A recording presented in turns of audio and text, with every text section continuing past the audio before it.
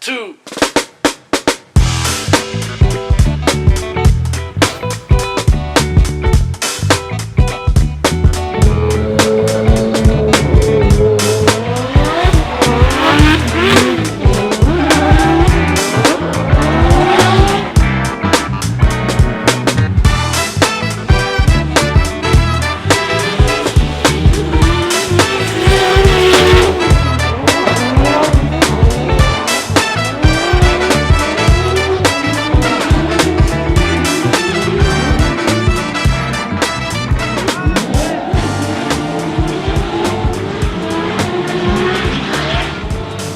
Alright, what's up guys? We're here at DMCC round 2 in St-Felicien. Pretty exciting weekend. This is a new track for the series.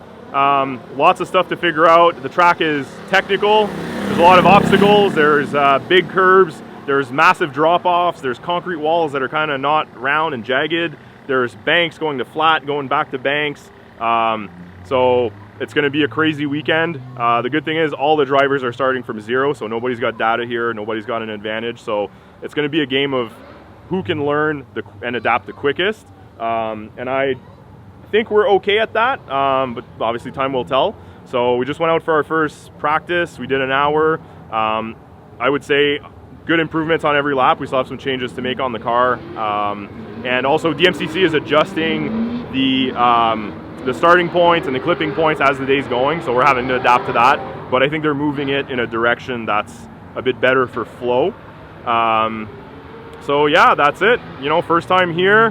You know, the car's back in one piece. As you can see, it's like 85% good. You know, just don't look at it too close. But we got the body back together. The transmission's all put back together. New clutch. It's feeling good. I'm feeling good. So, you know, we got 2 more hours of practice today, and we'll see what we achieve.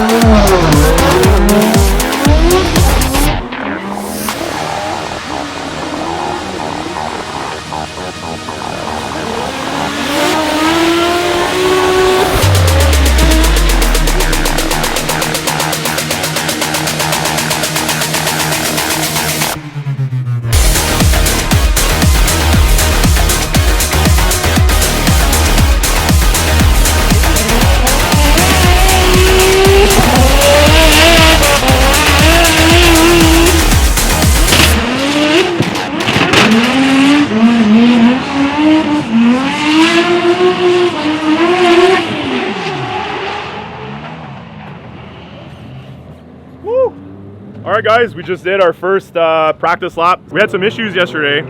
We turned on the nitrous for the last practice session, and the car had a crazy misfire.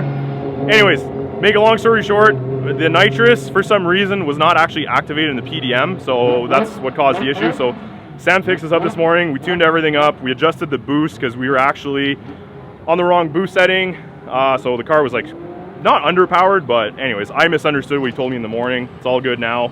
So we just did our first run.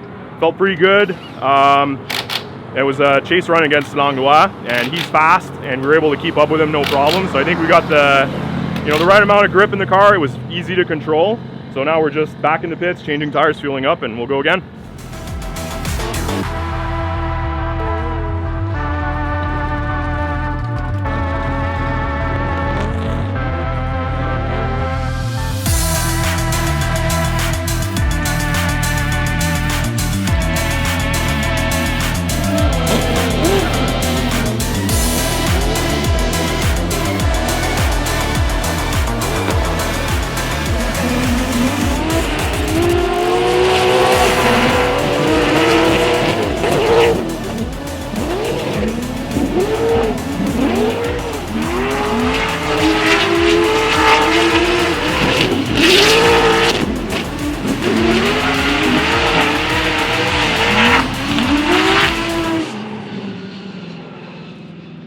so we just finished the first practice of the day, and things are going good. We got the nitrous working, the car's hooked up.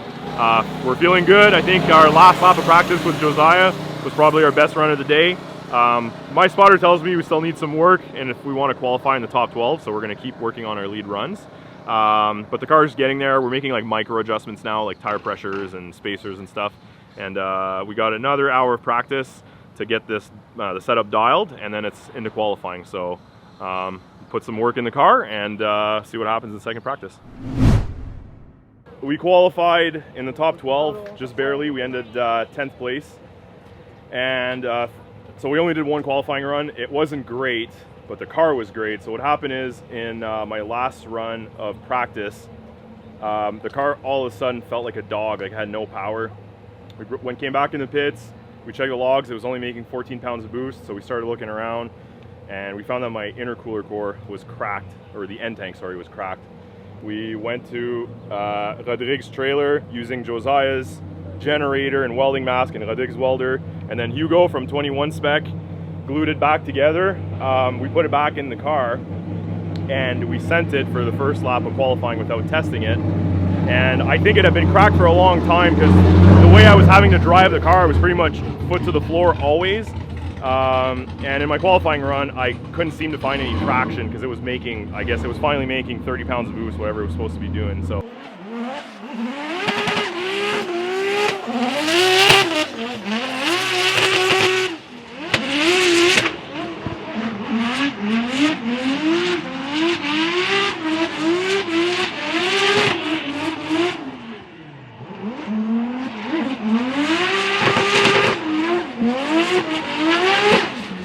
Luckily, I was able to still put a run together. We got a 68, which isn't great, but it was enough to get us 10th place. So we're in the show, and I'll have to see who we're going up against. I got to check the ladder, but we'll see. We're in the top 16, so let's go.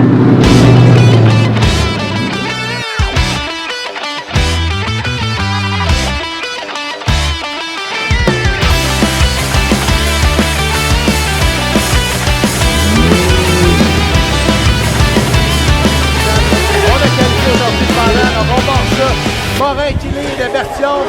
Gros serrant de Bertillon en arrière. On est venu en contact avec Morin. Mais Morin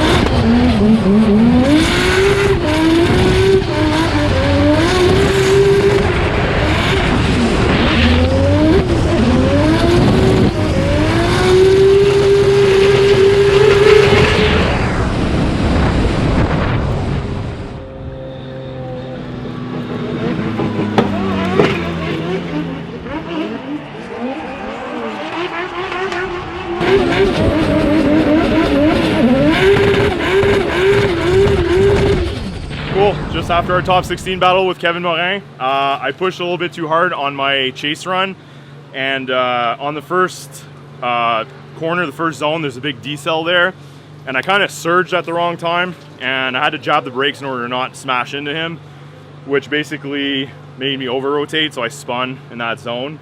So I knew right then and there the battle was basically lost unless he made a big mistake behind me in my lead. So in my lead, I gave it everything I had. I'm sure he was playing it safe, but apparently he was a couple car lengths behind me the entire lap. But he was doing what he needed to do to get the win, which is fine. I'm a bit disappointed because it came down to like a driver error. But that being said, I probably didn't practice enough chase runs this weekend because we were so focused on getting the lead dialed for a good qualifying. So all in all, I think it was a fantastic weekend. Again, we had some issues, we overcame. The car feels better than it ever has, and if you look at it, it's, you know, leaving in one piece. Like, there's no work to do other than maintenance. So pretty stoked about that, and starting to get really comfortable in the car. I'm able to place it where I want to, do what I want to with it. So,